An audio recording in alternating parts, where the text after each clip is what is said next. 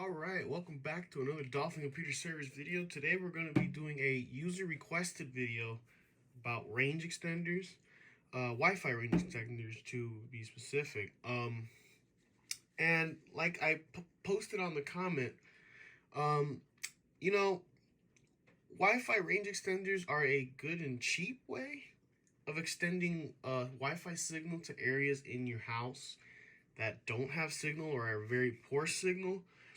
But it's actually something I don't recommend getting. In my opinion, it's better to save your money and either upgrade the existing router you do have.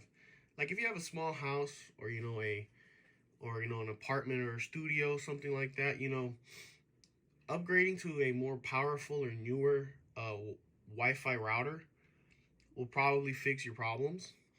Or if you're in an older house or a larger house or a house with multiple stories, or a house like here down in South Florida, where especially the older ones, where the walls aren't drywall, they're actually stucco, and they're really thick, and the walls are made of concrete to withstand hurricanes and stuff, or even if you live in Tornado Alley, where usually houses are built to a higher degree of safety to withstand winds, then I would recommend you actually, again, save your money, skip this, and go to a Wi-Fi mesh system. I'll have a photo of an example of one more or less around here. And I will do a video on that separately in the sake of keeping these videos short, because I still don't have my MacBook Pro yet. It's just kind of waiting on some other stuff here before I go out and buy one. And editing like a super long video on the iPad is kind of a pain, especially like the last video I did of the Mac Mini teardown. It took actually quite a while to render, and it actually was a little slow. And I like to keep my tablet for the sake of what I intended to when I purchased it, which was to take it to job sites, scan things, do my transactions through there. So if so I understand also that not everyone, has the budget to upgrade to a Wi-Fi mesh system, which can be pretty expensive. The one I have personally in my house was about 250 bucks.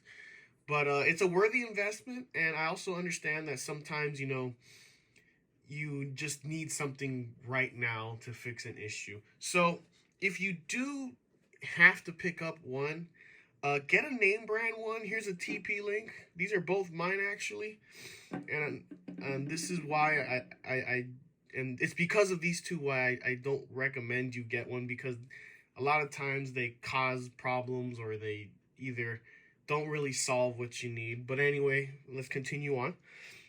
And then we have the Netgear over here. If you pick one up, make sure it has one of these ports, the Ethernet port. That way, if you have a device that doesn't, have Wi-Fi, but it has an Ethernet port, you can plug it right in, and that device will have internet. This one also has it as well. It just plugs into the wall. It's nothing really spectacular. So how these work is you plug them into the wall, you connect your computer to the Ethernet port, or some of these have a mobile app where you connect to this directly when it's broadcasting its own signal, and you log in, you type in your password for your Wi-Fi, or you press the WPS button, the Wi-Fi protected setup, like you see here. This one has it built in with this little button here.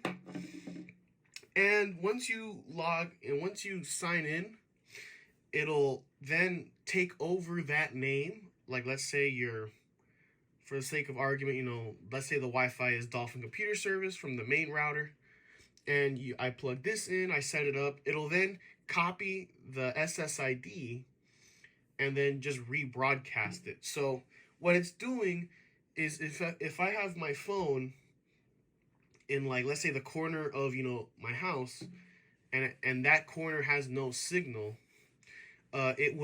my phone would communicate with this, and then this would communicate back to the main router. So it's kind of like a bridge. it's piggybacking off of, the main one. And that in itself causes somewhat of a problem, because one of the reasons why I prefer a Wi-Fi mesh system is, as you're moving throughout your home or your building, you can the two units, the two what they call nodes, talk to each other, and they have their own channel which they talk to that no other device can access. They talk to each other, and they're basically saying, hey, this device is over here, let's use this node that's closer to it, and we can then send the information, to the internet, connect to the internet.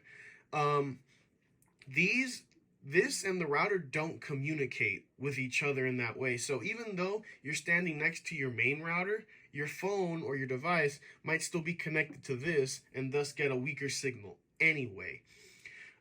Two is when you have to piggyback off of, when you're piggybacking off of each other, you actually lose speed. And in some cases, like with this one, you would lose a lot of speed. So, it actually, yeah, you would get a strong Wi-Fi signal now, but now your internet was either slower or borderline useless. In fact, this one doesn't even work anymore, because for some reason it would only allow you to access Google websites, like, YouTube, Google, that's it. If it wasn't a Google website, like if you went to like dolphincomputerservice.com, it would just say like, oh, internet connection not available.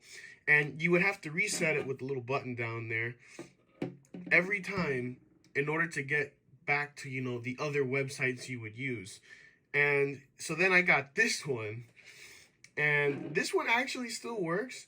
What I use this one for is, if, let's say, I'm in a building where there is no Ethernet port, and they have a computer that needs to be, that I need to, get access to the internet on, I'll plug this in, I'll log in, and then again plug it with the Ethernet port, and that way I could get internet on my computer that never otherwise had internet. Two, I also recommend this one is a little better, because since it has antennas, you could actually point the antennas to where the signal is, to where you want the signal to go. So, let's say you're in a hallway down over there, you can point, the antenna down to the hallway, so that way the hallway has signal. Also, location is very important on these things, because if this has bad signal connecting to the main router, then it ain't going to do you much good. You'll still have the same problem.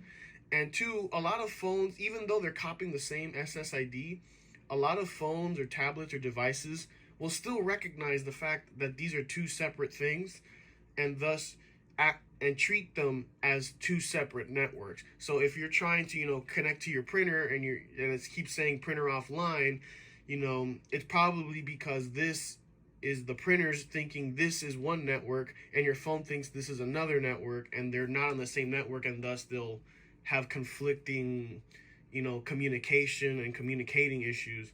So again, if you just need something really quick to get you by, in fact, I actually recommend a power line over Ethernet adapter. That's another thing I'll talk about later, over this. But yeah.